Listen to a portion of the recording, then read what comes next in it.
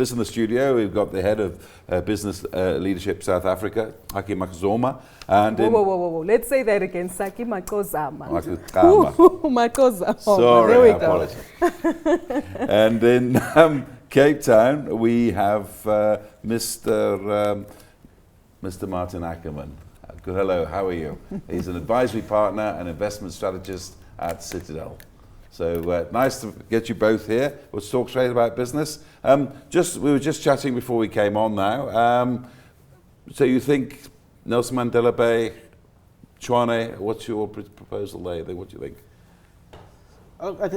I was saying that I think that if there is going to be change, it may be a coalition.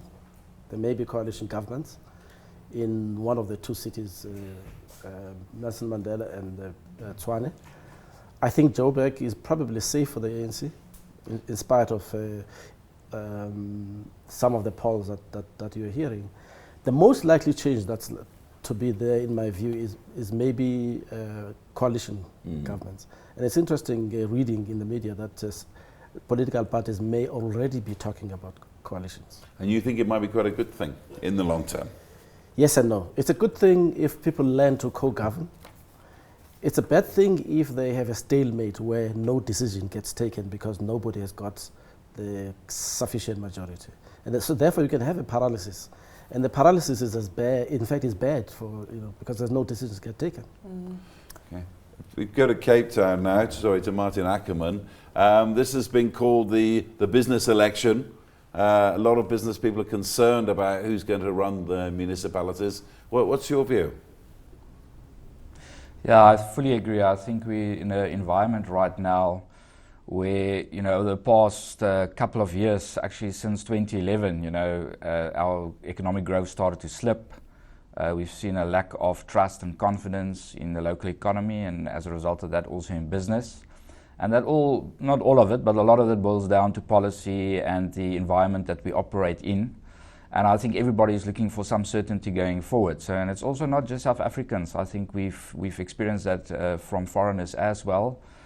We know that foreigners are very keen to come in and out of our country, and we see a direct impact on things like our currency. But where we are today, I think everyone is looking for a little bit of certainty in terms of where we're heading, especially for business on the ground. And I think this election can give that to us. I think everybody wants to know, will this continue like we've experienced it over the past couple of years? Or will we see a slight turn in whatever direction that will give us guidance in terms of the way forward for the next couple of years? Maarten, Gugu here with Chris, and I want to pick up on a theme that we highlighted with Saki, which is coalition governments, which does clearly seem like a significant opportunity that could take place following the results of this election. How does this impact policy clarity when it comes to perhaps a lack of cooperation or implementation between two parties? And given the fact that you're an investment strategist, clearly this might not be something that business would want. Well, I think what business is looking for at this point in time is clarity. That's always been the case from business planning, from economic planning, from making investment decisions. As long as you've got some clarity in terms of who's in charge, what they would like to achieve, and how they think they will achieve that over time. So we again talking about policy. That can be a single party. There's no need that it should be a coalition or partnerships. But I do think where we are in South Africa right now, the democracy is actually quite strong, and we've got some very strong parties that's got maybe very different views, but if we can get together, and it's all about creating the right incentives and the right environment. And then you can actually get business doing quite well within that environment, but you can also get that business or private sector and the government can work together to achieve many of these objectives. So I think where we are today, given some of the issues we've experienced over the past couple of years, whether it's deliveries issues, whether it's social tension, we are at a point where we can actually get together and say, well, is there ways to work together that can actually help us to deliver more efficiently going forward? And yes, it's not only the responsibility of government. I think government should provide the policy for us to operate in. But it is also very much up to business to actually come to the party and contribute to a better South Africa for all. We're going to talk more about business in a second, but first some more film that's coming in from the field. It was a cold winter's morning in Soweto, Johannesburg. Hundreds of people have flocked into voting stations to cast their votes for the 2016 municipal elections. Soweto is the historic township where many anti-apartheid heroes like Nelson Mandela and Hector Peterson came from.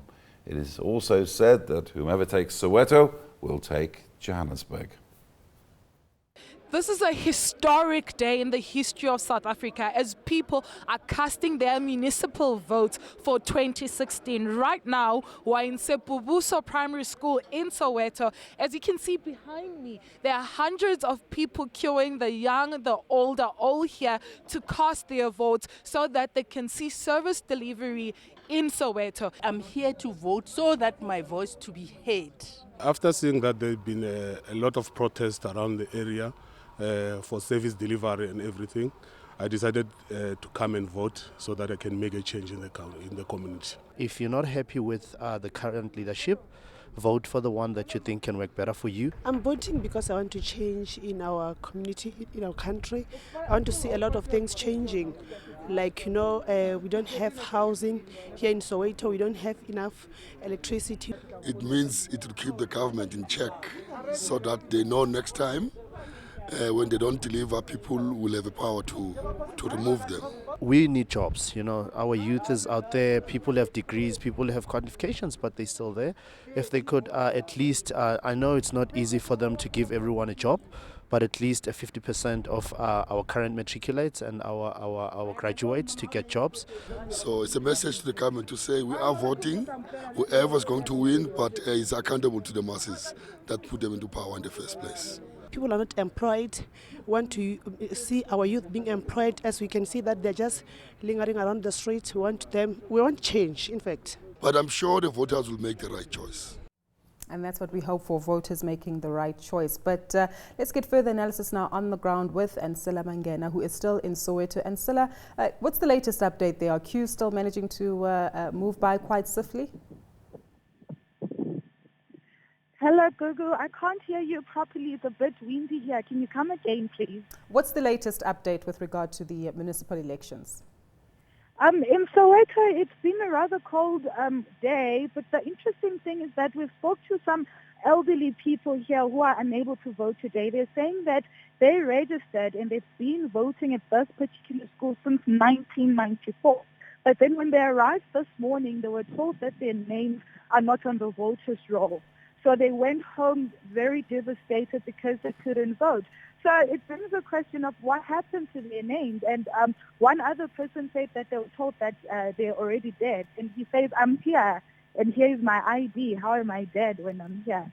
So we've had those interesting things going on. And also at this particular station in Soweto, we had a few disruptions earlier on because of queues, etc. Because Soweto is such a big place and there's so many people coming out to vote. So people were waiting for 2-3 hours and they were getting frustrated by the long wait. But slowly we saw the queue starting to move up. Thank you very much. That's Saki Macozoma, Forbes Africa journalist, giving us the latest from Soweto. We're back in the studio now. In this business election, I've been talking to a lot of small businesses in the last week or so in the preparation of this election. And a lot of them are out there, they're screaming, as it were. They say that there's not enough support, not enough infrastructure. They complain about corruption in the municipalities and what have you. These are very bad and rough times for business in this country. How do you see it? Yes, they are. They are very tough times. It has been pointed out by your guest earlier on that the decline of the economy has been started around 2011. It has continued at a steady pace since then. And obviously, the impact on the ground is very serious. I do get concerned, though, sometimes when we try to resolve fundamental economic questions and problems with municipal elections. Mm-hmm. It is natural for people to want to solve every problem with one X. Mm-hmm. But the reality is that if one understands the political system and the political process, there are various levels at which these things are resolved. And I would accept the argument that says you have to start with the local government elections because that's where the action takes place. But in the final analysis, to have an expectation that the mayor of Tshwane or the mayor of Pampunsfontein is going to solve the decline of the economy is not realistic. But what is realistic is to make sure that you get the right person and the right people in that locality to make sure what needs to be done at the local level is done. Regarding what we want to hear from business, it's obviously the necessary outcomes from the local government elections, and certainty always comes up, and that applies to even a national and global perspective. How do we then ensure that the certainty is created and filters down to the local government space? Are we seeing that from a government perspective? Is there sufficient participation and conversation between both sectors, private as well as public, as to how to create this enabling environment of certainty? Yes, I think there are pockets where there are conversations taking place. For instance, at the business leadership level, there's a CEO process with the finance ministry and minister. But I don't believe that there is sufficient contact and understanding at local level, since we're talking about local government elections. That area ordinarily is covered by your chambers of commerce. And the chambers of commerce tend to be quite fractured. So you would have in one town the Saki Macozoma, you would have the AHI, you would have FABCOS, you would have NAFCOC, etc., etc. The consequence of that is that the collective voice of business is not heard as much as. And in my view, it is not just sitting across the table with the local leaders. It is also working with them. What needs to be done immediately, what's in the medium term, what's in the long term.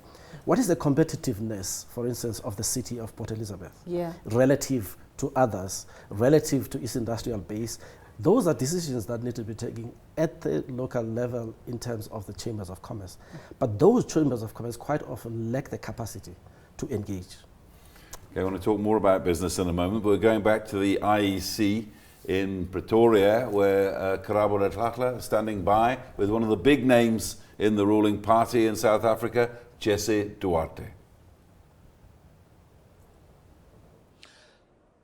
Thank you very much, Chris. I am standing right here with one of the top 6 of the ANC. I am with the Deputy Secretary General, Mrs. Jesse Duarte. Jesse, how are you? I'm well, thank you very much. How did you feel about the course you ran? Some say you ran a very extensive left, no stone unturned as the ANC. How do you feel about the campaign thus far? We ran a very intensive campaign, vigorous. We decided that every voter counts and that every vote must be solicited for. We worked incredibly hard throughout the country. We went door to door. We had a system which was going door to door and ending up with a mini rally in every ward of the country. So approximately 5,000 odd meetings held in every community. But before that, going to every house and saying, the ANC is here, have you any questions to ask us? Is there anything you'd like to say?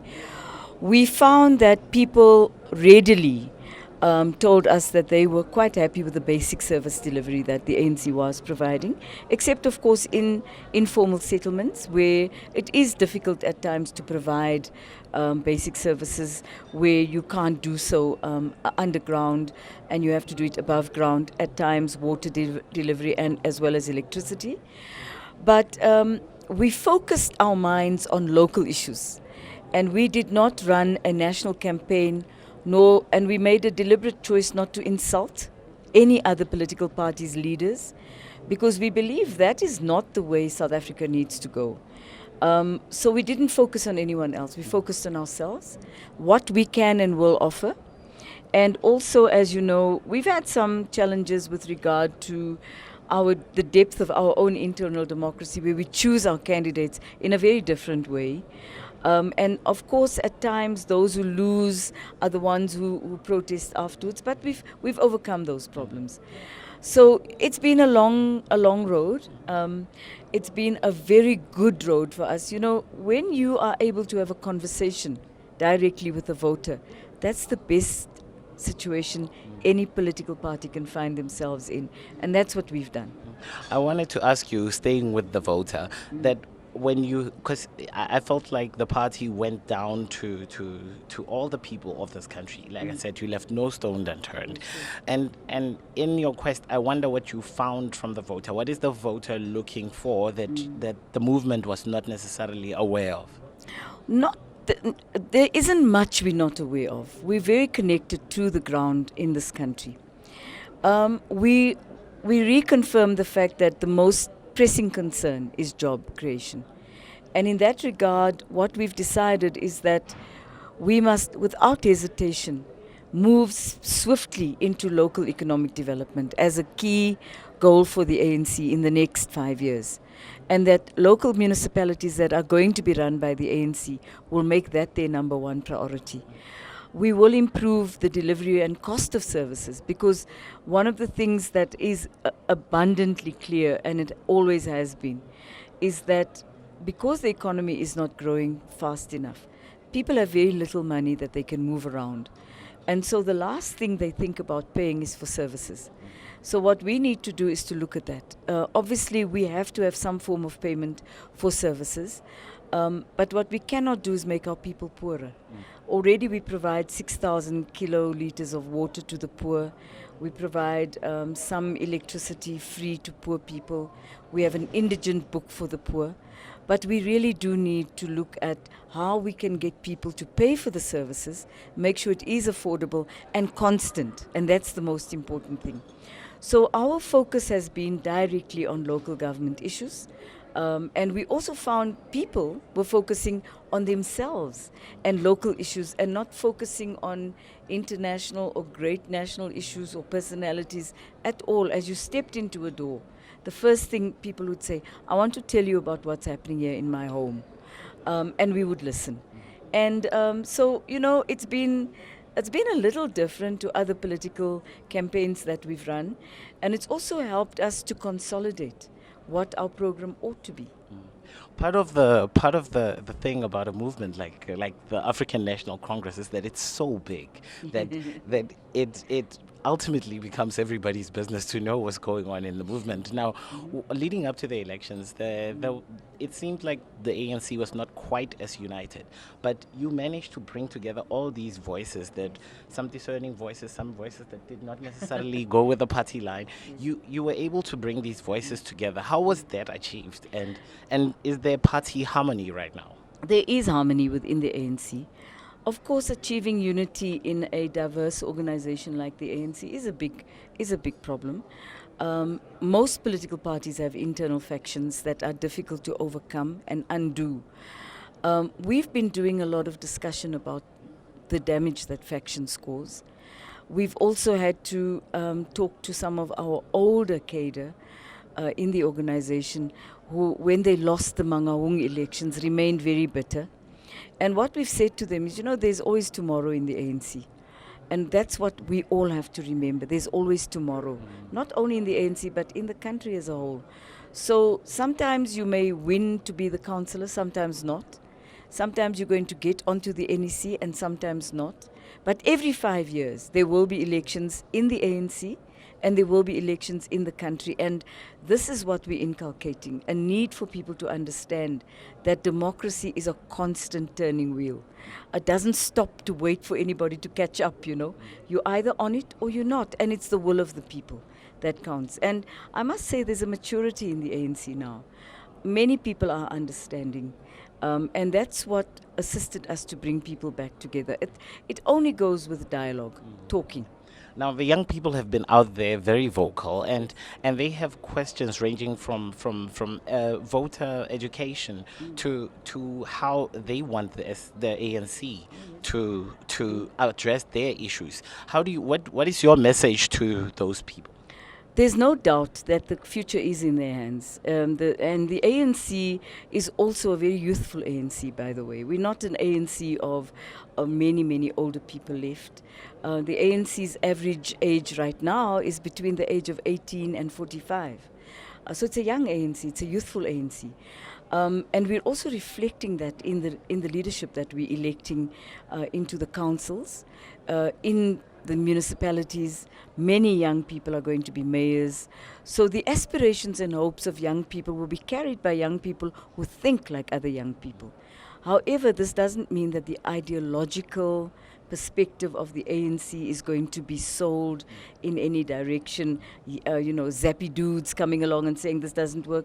To actually reach a national democratic revolution's goals of a non-racial, non-sexist, united, prosperous and democratic South Africa is what we stand by solidly. And that is what makes us different from any other political party. And we believe that the young people who've come to the ANC begin to understand that. And they're enthused by that. What they do care about right now is they're educated, they're connected to each other and the world more so than ever before in their lives. They want jobs. And so that's our critical quest for the future. My final question to you, Comrade Jesse. With regards to the campaign itself, it's been very polarizing from all sides. I felt like this has been the most bruising election I have ever noticed. How do we get back when the time of work starts again, post these elections? What do you say to ANC councillors who will have to work with some of the people that they were in a mudslinging contest with? That's the reality of democracy. During the campaign, you fight. And after the campaign, you return back to being solid South African citizens, working on the same factory floor, working in the same offices, drinking from the same water fountain in your office. So that's what we must remember, is that we have preferences and we're allowed to have those preferences. And the right of association has been granted to us through hard struggle. Many people have lost their lives for that right. And what we need to do is to remember that we're not enemies of each other. We're opposition parties. The ANC's quest is to unite this country. And every ANC member has to remember that they carry that responsibility. We may differ with people. We may not agree with them on any issue. But we still have the responsibility to build a nation and to unite the South African nation, and to respect that diversity is in fact strength. It's not a weakness. Thank you, Comrade Jesse. Much appreciated. Thank you very much. And with that, it's back to you in studio. Thank you. That's Karabo Letlatla, our man in the IEC in Pretoria. Just a quick reaction. You heard what she was saying there. It seems that the ANC's taking it all very calmly. What's going on today? Yeah, I think it's natural that on voting day you got to be calm. There's not much more that you can do if you've done all the preparatory work. The next thing, of course, is to make sure and monitor that the people are actually going to the polls, because that's another factor in the turnout. And I agree with most of what Jesse Tuwata was saying. Just before we do take an ad break, let's go to Maarten in Cape Town. And Maarten, a topic, an area that I hope to explore after the break in a lot more detail is that for businesses, obviously participating in the local government elections allows them the opportunity to have their say. But from recent reports from the likes of Grant Thornton, it seems as though there's still significant concerns regarding service delivery, as well as creating an enabling environment where businesses and economic opportunities will continue to thrive. What additional steps do we need to focus on to make sure that where the techie hits the tar, we're in a phenomenal position to exploit growth opportunities in South Africa, other than just making an X today in the elections? Yeah, if you see the election, I think is just the starting point in terms of what kind of policy you can expect going forward. In terms of fixing growth in South Africa, there's a lot more that we can do. Unfortunately, growth in South Africa at the moment is under severe pressure as a result of local issues, but also global issues. South Africa is a very open economy, so there's a direct link between us and the rest of the world. So as we know, the rest of the world is struggling.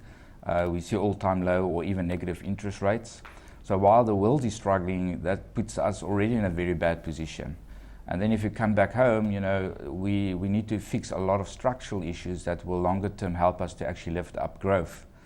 So if you think about the lack of growth in South Africa right now, I think that is probably one of the major concerns for the rating agencies as well. Because if you've got a very low growth environment, you don't have the right environment to actually lift that growth to a much more sustainable level it actually means also that government is collecting less tax of a lower growth environment, which again puts their government finances under pressure. So I think that is definitely something that the rating agencies are focusing on as well. And that brings us back to the first question you've asked in terms of what does this election mean. And I think everyone is looking at this election to say, well, is there anything here, and it's not something that you will see overnight, but is there anything here that can come out that might be different and that might point us into a direction that longer term we might see more growth positive policies coming out of, whether it's from the ground in the different municipalities or the different districts or regions, right up to national government level. I think that's what everyone is hoping for and looking for coming from this election. Continue our discussion now around the importance of elections to ratings agencies as well as business. And with us in studio are our guests, Saki Macozoma, who's the president of the Business Leadership South Africa, and Maarten Ackerman, advisory partner and investment strategist at Citadel. Saki, I want to come to you for a moment because Maarten did paint a picture for us with regard to how best we can use the elections, hopefully to be this, create part of this enabling environment for businesses. But whenever we speak to government officials, the NDP is always pulled up as the blueprint for economic participation and performance in South Africa. For the moment, from a business perspective, has that been implemented? Are we seeing any results of such? And if so, does it play any influence with regard to how businesses in municipalities and metros actually perform? We think as business, especially business leadership, that the NDP is a very, very important step forward in terms of our economic thinking as a country. As you will recall, it came out of government, and you could argue it came out of the ANC into government, and then there was that process. And we see it as similar to what we may call the American dream. In other words, a blueprint towards which we all want to work. And I think the success of it is the fact that it is generally accepted across political parties. And it is also very important that it is accepted within the ruling party, because there are contestations there, you know, from left to right, from communist to non-communist to capitalist within the ANC as a ruling party. A uniting view that says this is a problem diagnosis. This is where we want to get to by this time. Therefore, in education, we need to do these things. In infrastructure, we need to do these things.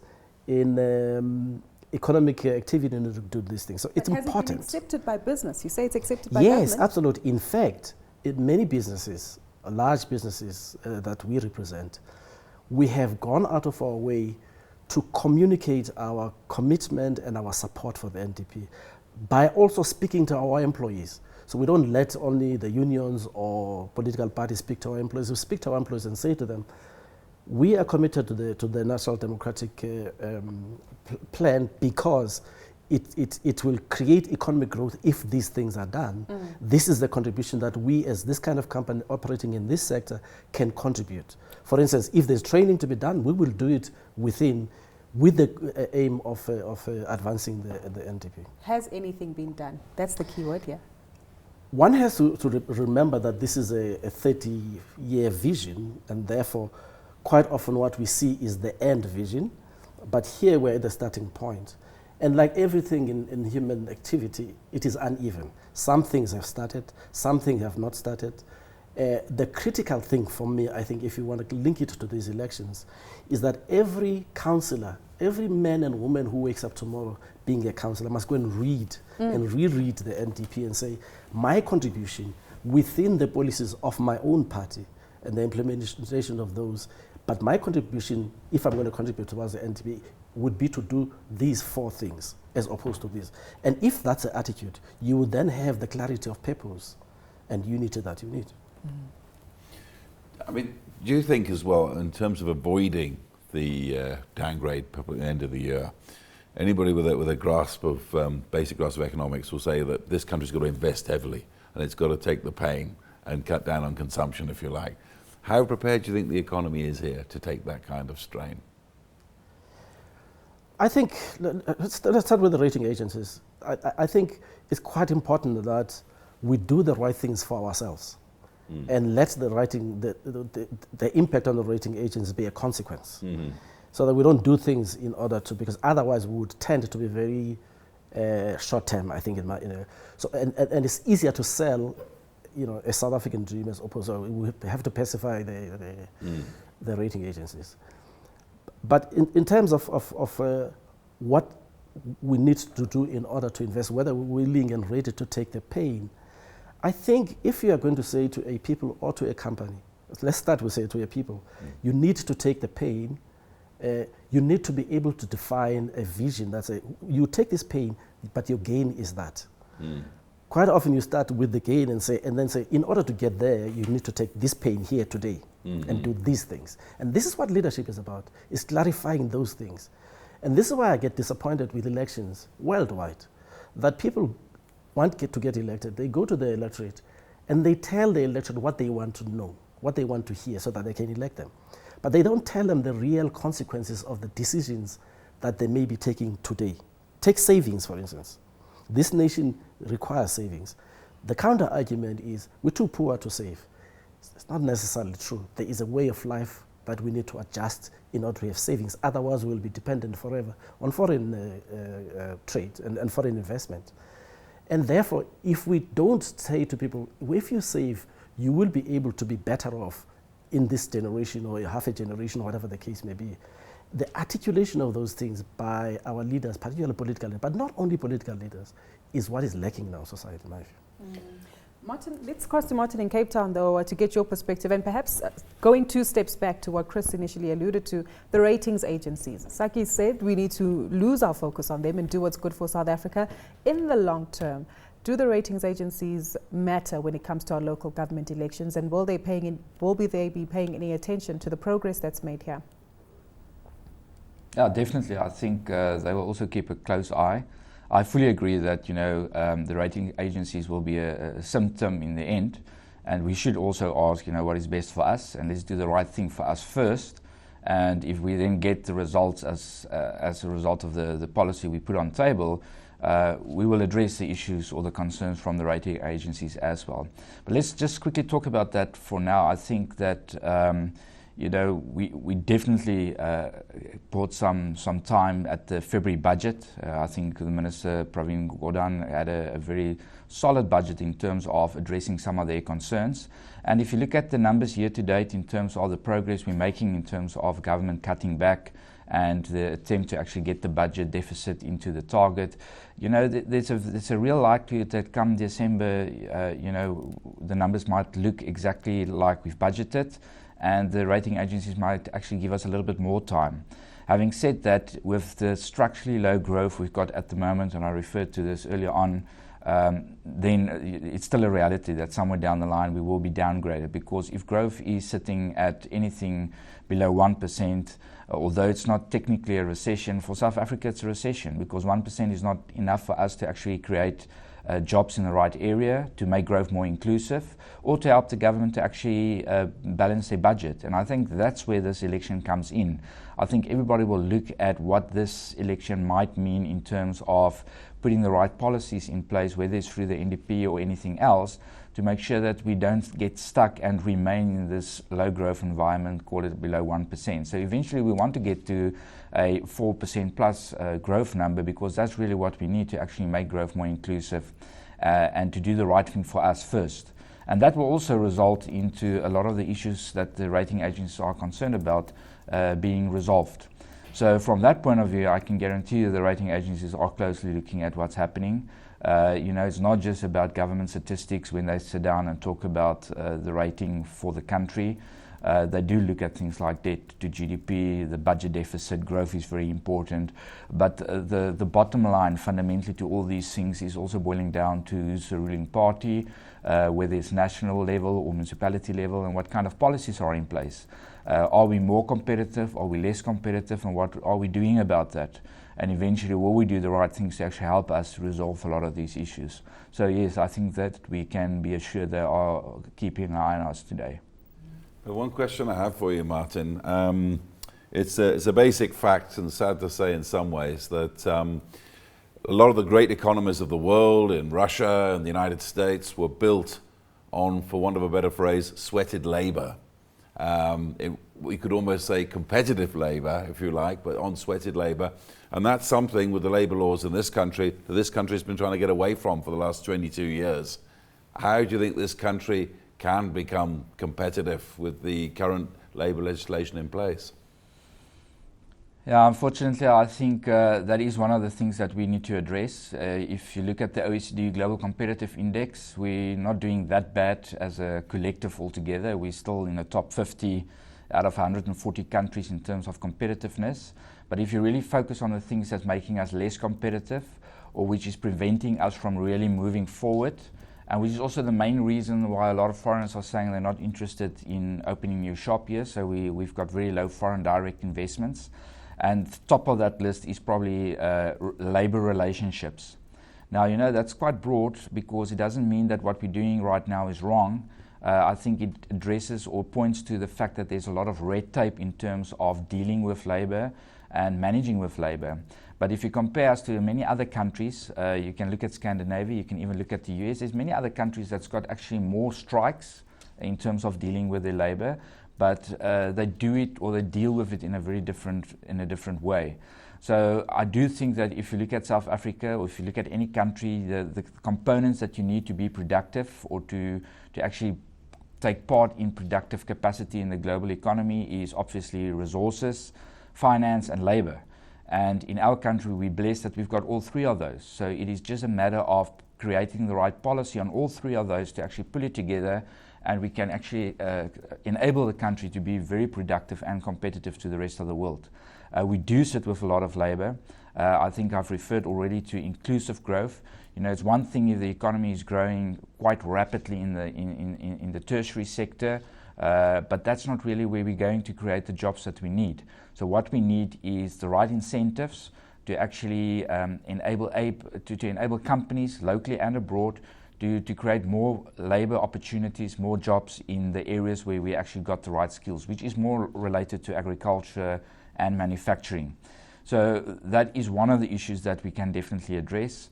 And it doesn't mean that we need to get away with what's on the table right now. It is fine-tuning the movement and the workabouts between government, labor, and the private sector. And then we can get results that at this point in time, I think a lot of people don't even expect. So that is possible.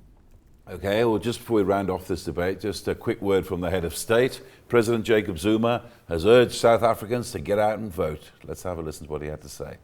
I'm urging them to go out because sitting at home is not helping.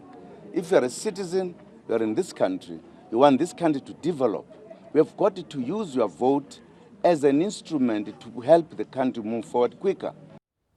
Very brave call there from the president, who cast his ballot in Nkandla earlier today, where we saw him also getting inked. That's what they call it once you've cast your vote. But coming back to the table, and again the focus on business and cultivating this environment of economic inclusiveness and activity, I want to get your views on some of the mayoral candidates that have been highlighted in some of the major metros. And let's start off with Herman Mashaba. Some individuals say, well, he's got skin in the game from a business perspective. Would that be a mayor that your institution would have full confidence in? I can't have a view on that.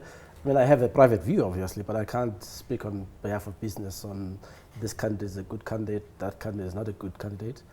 I think that on the whole, the political parties have provided voters a choice this time around. If you go back to the elections, the previous elections, the DA and the other parties would have had candidates that you knew the ANC did not have.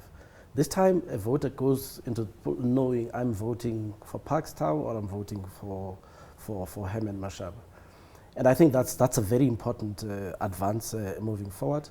I think people will make up their minds as to which one of the two is better. And that creates certainty, right? The fact that the ANC has come forward and said here. Absolutely, because you really, it wasn't very bright of the ANC at the time. And I think, as the Deputy Secretary General has pointed out, they've learned the lessons, and that's the important thing about democracy. So on the whole, I think that the mayoral candidates give both the populace and business real choices. If it's Herman, we will be able to deal with Herman as business leaders. If it is Parks, we will deal with Parks as business leaders, as we have dealt with him in the past. I guess the trick of running a business is to be able to deal with whatever democratically elected government there is at a point in time, as long as that person is willing and able to listen and participate and share ideas. Mm-hmm. Well, we'll have to leave it there for today. Thank you so much for answering that very carefully, I could tell. But that's okay. We look forward to getting your views on another day when there's further perspective also provided.